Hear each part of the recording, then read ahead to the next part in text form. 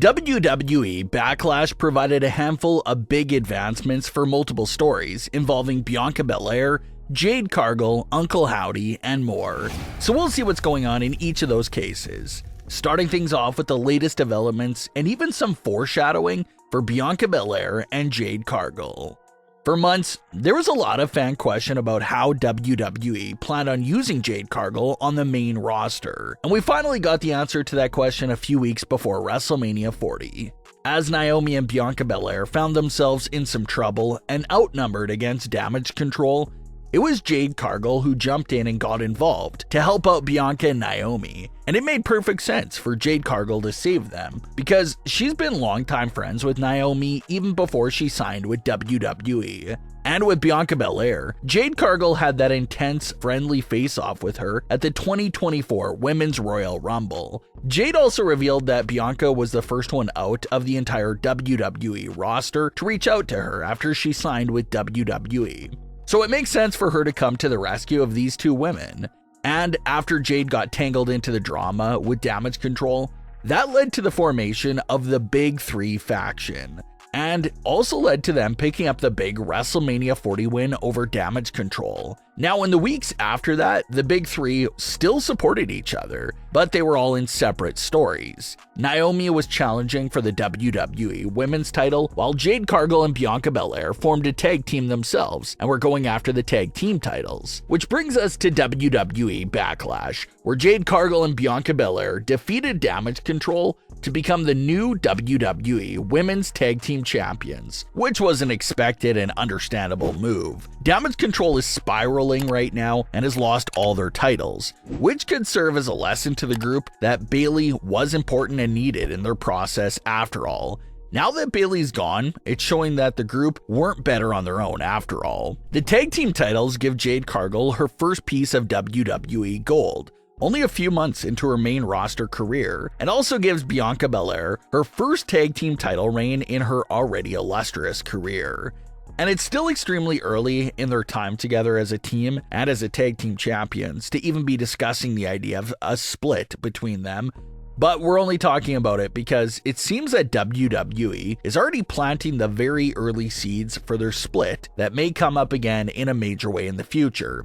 To see the planting of this seed, we'll have to go back to the May 3rd edition of SmackDown, just one night before Backlash. Bayley, Naomi, Jade Cargill, and Bianca Belair all picked up a big tag team win over Damage Control, and all was well. But in a backstage interview with all four women, Jade Cargill and Bianca Belair told Kayla Braxton about how confident they were about dethroning Damage Control as tag team champions at Backlash. But while Bianca Belair was talking and giving her answer, she was directly looking at Bayley the entire time and being very hostile about how Damage Control has been bugging her throughout her entire career, and she can't wait to finally end them. Bayley just quietly left the room after Bianca Belair did that to her. This little moment is important because it shows that Bianca hasn't really forgiven Bayley and very much still views her as a current member of Damage Control. It sort of feels like it's mirroring the situation with Drew McIntyre and Jey Uso from a few months back. Jey Uso had done some pretty bad things to Drew McIntyre during his time in the Bloodline faction, so it was understandable why Drew was being like that towards Jey at first. But even after several instances of Jey proving that he was a changed man, it still wasn't enough to change Drew's perspective on him. And that seems to be the situation right now between Bayley and Bianca Belair. It doesn't look like there's anything Bayley can do to shift how Bianca feels about her. And we all know how that sort of grudge-holding situation turned out for Drew McIntyre. It eventually led him down a dark heel path full of jealousy and hate. So Bianca already appears to be on the same path as Drew was a few months back of not being able to let go of certain things. Will that also lead Bianca Belair into the dark places that come after? Well, it seems like a realistic possibility. So maybe a few months from now, when potential cracks start showing up amongst Jade Cargill and Bianca Belair's team, it surely appears that Bianca Belair will be the one turning heel since the seeds are already there. Maybe Bianca Belair grows jealous of Jade Cargill, taking the spotlight away from her. Maybe she starts to feel like she's standing in the shadows and becoming a sidekick of Jade Cargill. And those are the things that'll make her snap and turn heel. And if WWE does go down that route, it does set up the perfect explanation to potentially have Bianca Belair versus Jade Cargill at WrestleMania 41. So maybe we're several months away from anything big actually happening like that, but it definitely seems like things are already in place for Bianca's heel turn to take place later on. Now let's get into some new Uncle Howdy related news because things continue to heat up there. Backlash didn't end up being the date of Howdy's return, but it did give us another major hint of what he's up to and what appears to be the first member reveal. The Backlash teaser had Uncle Howdy retelling the story of the lost sheep and explaining how it relates to his current plans. The teaser had this to say, quote, "Do you know the story of the shepherd and the lost sheep? The shepherd left 99 others to search for the one that had gone missing. He rejoiced when he found it. None of you cared. Their families didn't care. Their friends didn't care.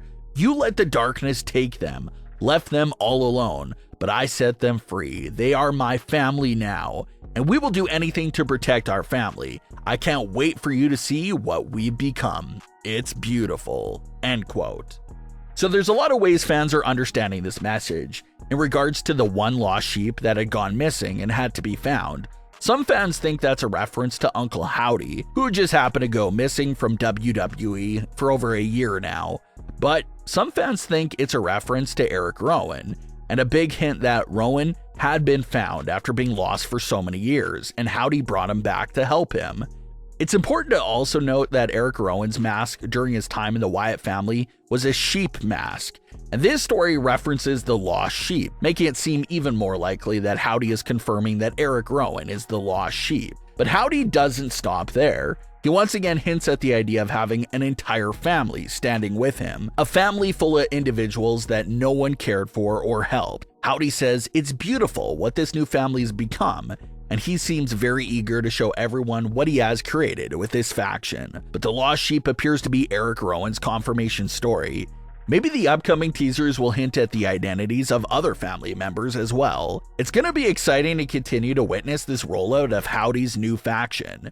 But what are your thoughts on today's stories? Leave your comments below, don't forget to subscribe with all notifications on, and leave a like if you enjoyed. Thanks for watching, guys.